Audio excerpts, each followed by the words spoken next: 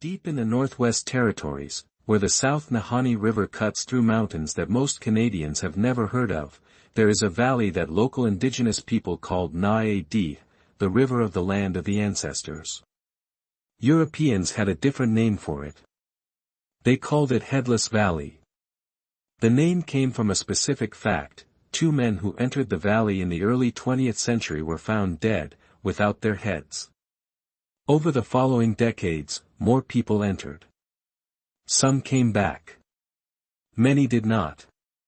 The Dean people of the region had warned outsiders for generations that the valley held something dangerous. The outsiders did not listen. Some of them were never found. This is the story of Headless Valley. The South Nahanni River runs through one of the most remote and geologically dramatic landscapes in North America. It descends through 4 canyons, the deepest of which, First Canyon, exceeds the depth of the Grand Canyon. Virginia Falls, midway along the river, drops more than 90 meters, nearly twice the height of Niagara Falls. The valley floor is anomalously warm for the subarctic. Hot springs feed meadows that remain green long after the surrounding mountains are deep in snow. The Dean people who lived in the broader Nahanni region, primarily the Decho First Nations, had lived in relationship with this territory for thousands of years. They regarded the inner canyons of the Nahanni as a place of spiritual power and genuine danger. They did not live in the canyon itself. They hunted and traveled around its margins. The specific warning they gave to early prospectors was consistent across generations: do not go in alone, do not go in winter, and do not go looking for the gold. The gold, in their telling, was not the danger. The valley itself was the danger.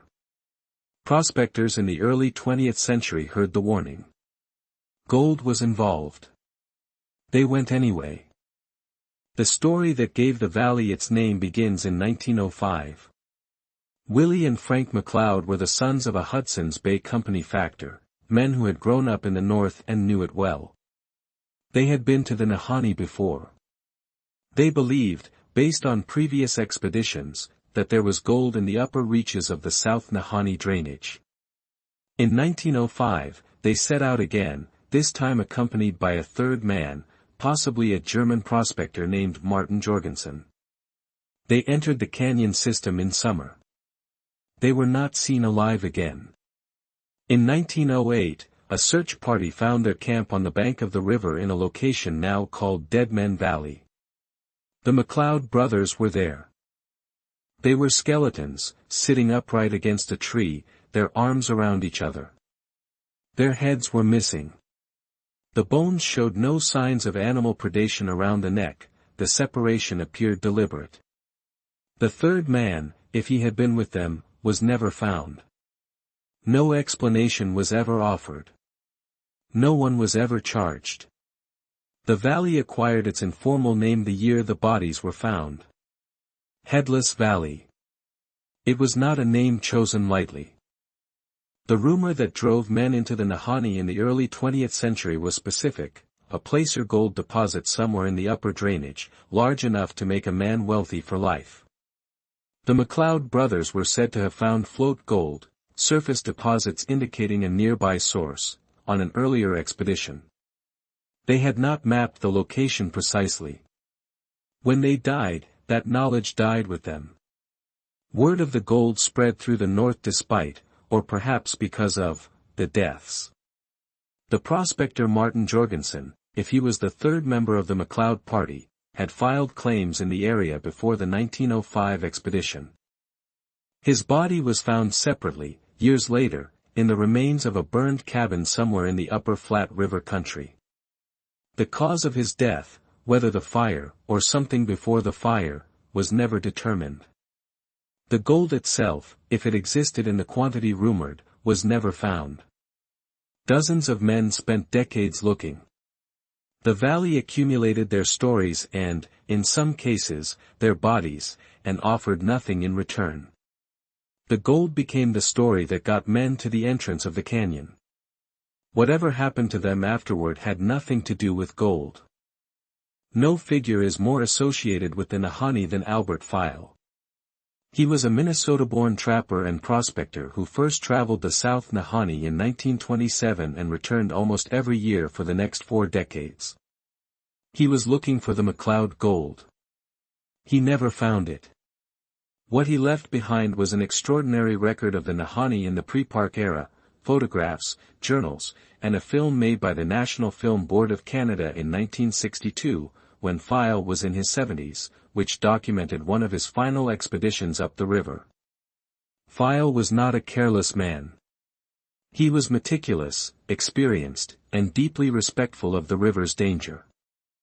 He survived the Nahanni for 40 years through skill, caution, and what he called listening to the country.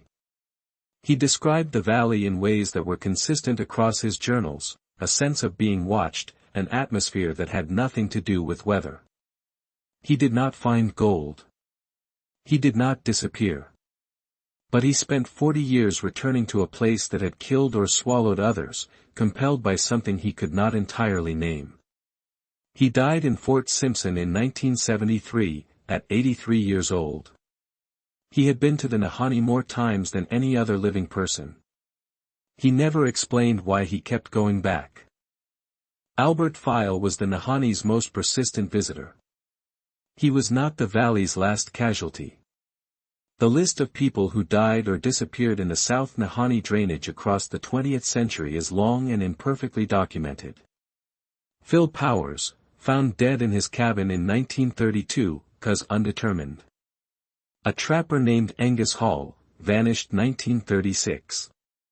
A prospector named Bill Espler, found dead under disputed circumstances. In 1945, 2 men named Shebuk and Mulholland entered the canyon and were never seen again.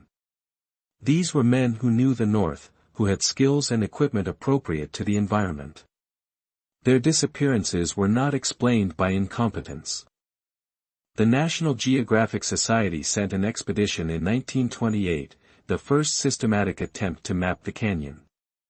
All members returned safely. Their account described the canyon as one of the most psychologically oppressive places any of them had experienced. The expedition leader, Raymond Patterson, later wrote a book about the Nahanni that became a classic of Canadian wilderness literature. He described the canyon's atmosphere as actively hostile, not to one person or group, but to human presence in general. He was a precise and unrhetorical writer. The description was not rhetorical. One of the strangest features of the Nahanni Valley is its thermal geology.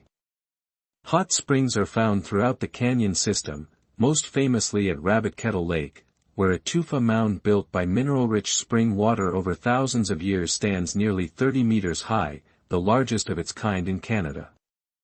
The valley floor's anomalous warmth, relative to the surrounding subarctic terrain, has been noted by every traveler since the earliest European accounts. For the Dean, this warmth was part of the valley's spiritual character.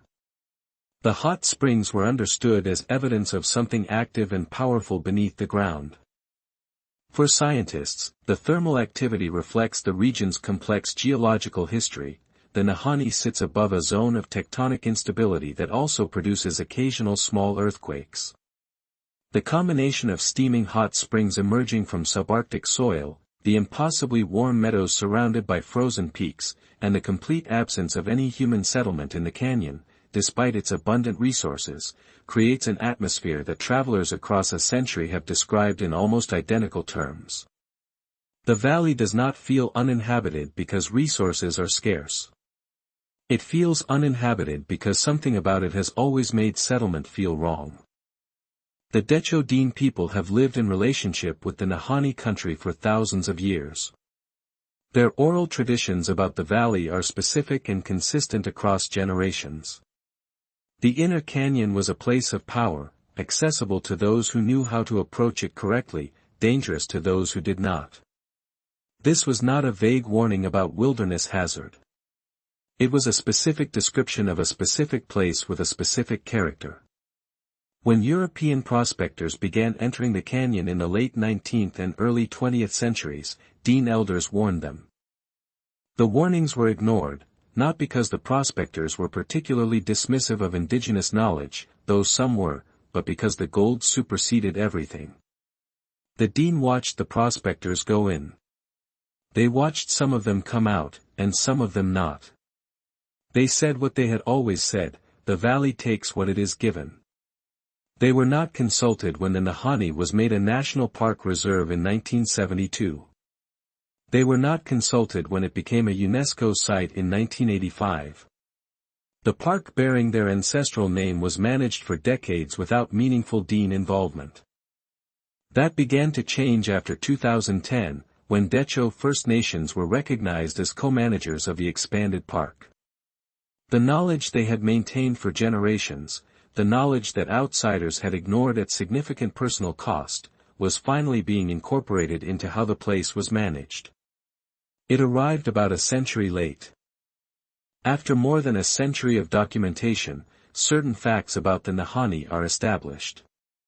People have died and disappeared there at a rate higher than comparably remote areas of the Canadian North. The McLeod brothers' decapitation is a documented historical fact, physical evidence recorded by the 1908 search party. The gold was never found. The valley's thermal geology and dramatic topography have been scientifically mapped. Beyond these facts, the explanations remain contested. The decapitations are sometimes attributed to a rival prospector protecting a gold claim. They are sometimes attributed to animal predation, though the patterns documented by the search party did not fit known predator behavior. The valley's atmosphere, the sense of oppressive watchfulness reported by almost every long-term traveler, is consistent across accounts from people who did not know each other and had no reason to fabricate. Whatever the Nahanni holds, it has not chosen to give it up. The valley is a UNESCO World Heritage Site now. You can take guided kayak trips through its canyons. The park brochures are beautiful. They do not mention what the Dean said. They do not mention the men who went in and did not come back. They do not mention the heads that were never found. The valley keeps its own records. They are written in something that does not translate. The South Nahanni is now a protected national park. You can kayak its canyons on a guided expedition. You can land a floatplane at Virginia Falls and photograph the mist. The park brochures do not mention the McLeod brothers. They do not mention the list of men who went in and did not come back. They do not mention what the Dean said for generations before any prospector set foot in the canyon. Canada has a remarkable talent for making its darkest places look like postcards. This channel exists because some stories refuse to be made into postcards. Subscribe now. New video every week. The country is stranger than they told you. The valley is still there. And the heads were never found.